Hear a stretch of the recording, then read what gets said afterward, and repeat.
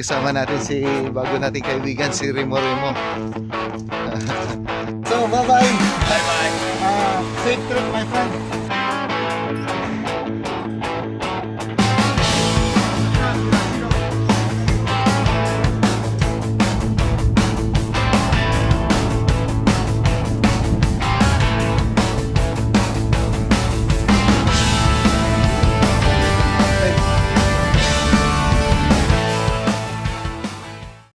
Yo, what's up? Good morning guys. Welcome to the second day of my journey, yung papunta sa UK. So, nandito tayo ngayon sa second loading place dito sa malapit sa Milan. Sa ano bang lugar to? Nakalimutan ko na. Sa Niiniberta Company. So, maglo-load tayo dito ngayon at ayun, yun yung opisina. Alas 9 pa sila nag-o-open. At maghahantay tayo ng alas 9. Wala pang alas 9, alas 8:30 pa lang. So let's go guys. At may nakilala ako dito na isang ibang lahi. So kakausapin natin dahil nilapitan niya ako habang nagpo-push up ako. Good morning guys. I met my friend here in Ciao. You Italian? No, yeah, I'm Romanian. Romanian. Romanian. Romanian, good. Catholic, Christian? Orthodox. Orthodox, nice. But Seems from Christian. from Dio, not this problem. Maybe from Philippines. I also. Yeah. So you are Philippine, but the tractor is Lithuania. Yeah. Only working 1 From year what? vacation. Okay. Yeah. No, Your name? Remo. Richie. Ricci, è un piacere. He's nice. We're doing push-ups. Ayan, alas 8 na guys at pupunta na tayo sa reception. At kasama natin si bago nating kaibigan si Remo Remo. Magde-deliver siya dito ng galing sa Finlandia. Let's go guys. Libre niya ako ng kape. Yeah, small. Small? Yeah, small. Here. Yes.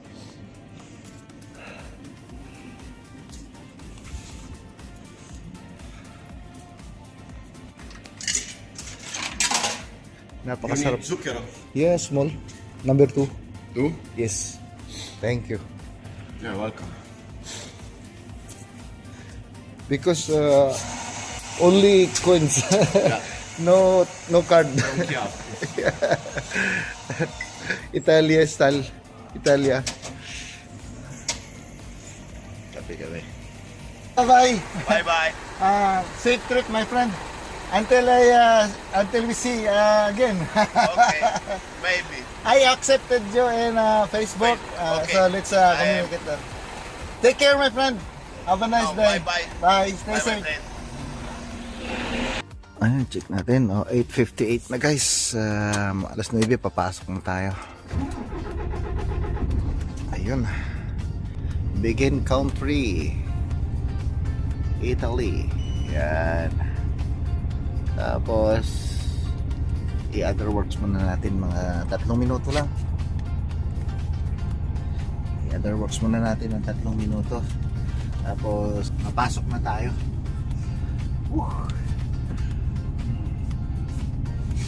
Natin. Ang bait ng nakilala ko, si Remo Remo. Binigyan niya ako ng kape.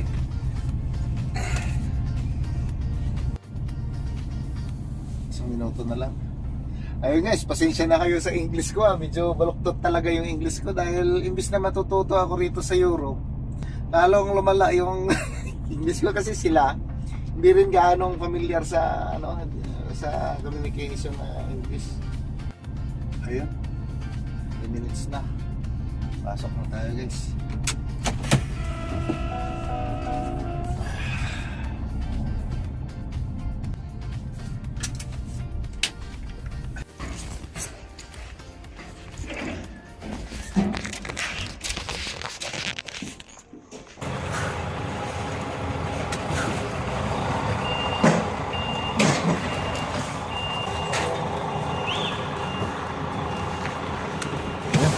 Ayos na.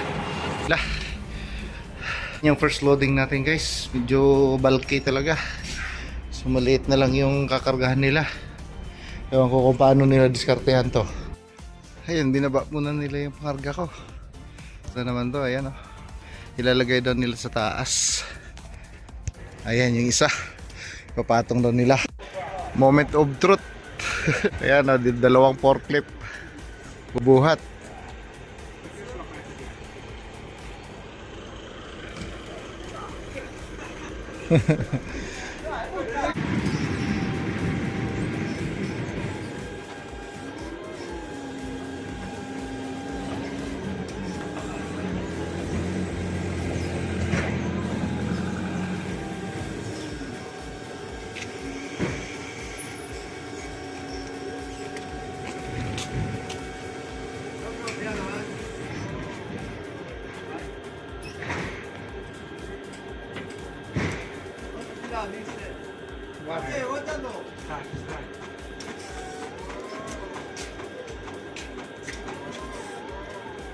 È 5 centimetri qua.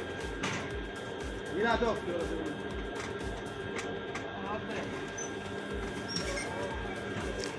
Di là, giro. Tira di là. Aspetta che si mette la...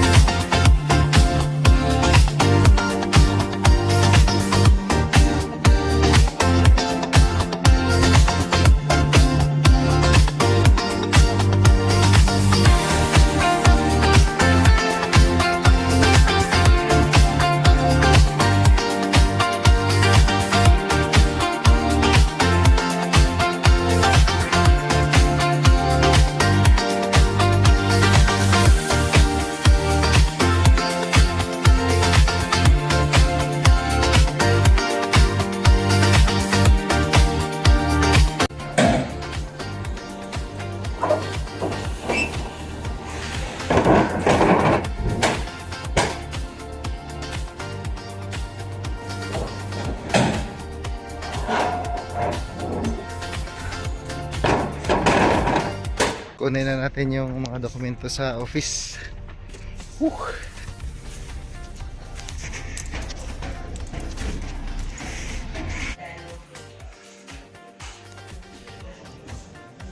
Ito pala yung mga napanalunan nila oh. Ang dami.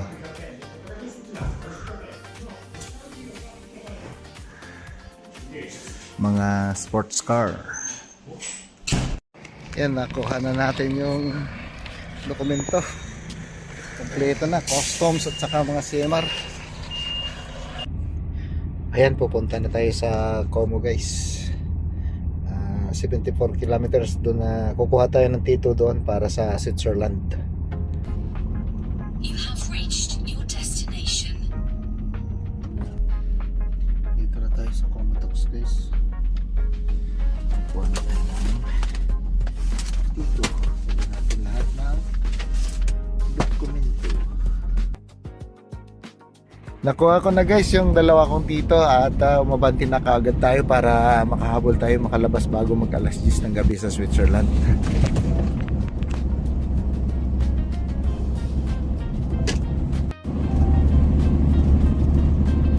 Welcome to Switzerland. Magpapatatak tayo ng tito dito sa border control ng Switzerland. Ayan, may tatak na guys.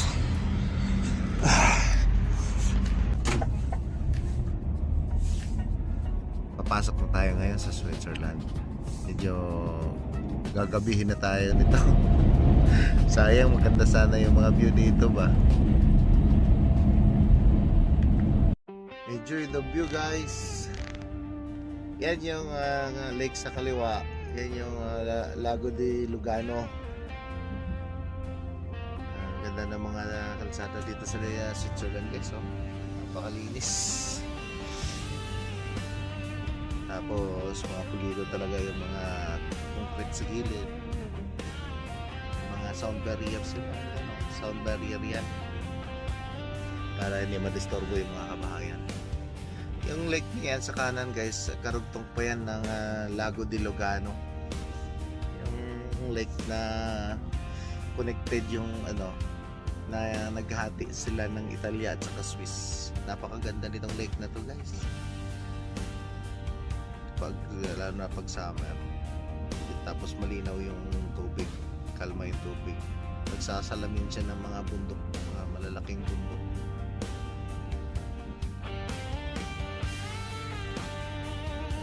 Nakakalibang dumaan dito sa highway na to guys. Lalo na makita mo yung mga mga kabahayan na yan sa kanan. Tapos yung mga bundok na namumuti yung mga dulo sa sobrang lamig na siguro doon sa taas. Hindi yung mga glaciers pa yung mga high altitude mountains dyan sa Switzerland guys, dito sa Switzerland.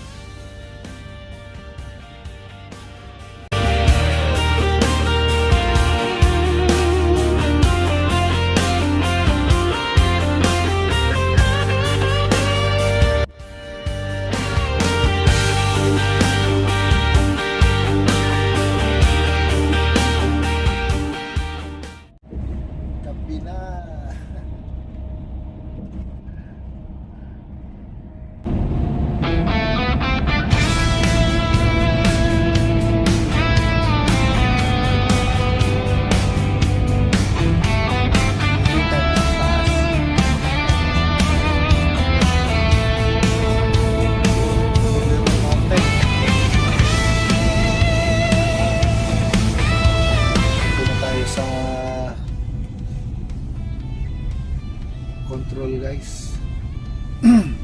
Sana hindi tayo matsambahan dito kasi abala talaga pagka natsambahan dito na kukontrol ka nila. Sana hindi tayo matsambahan dito.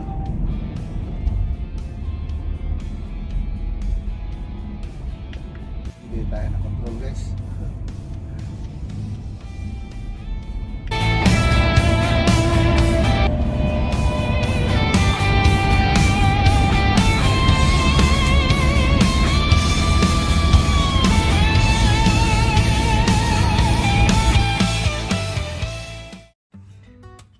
Break muna tayo guys. Kain.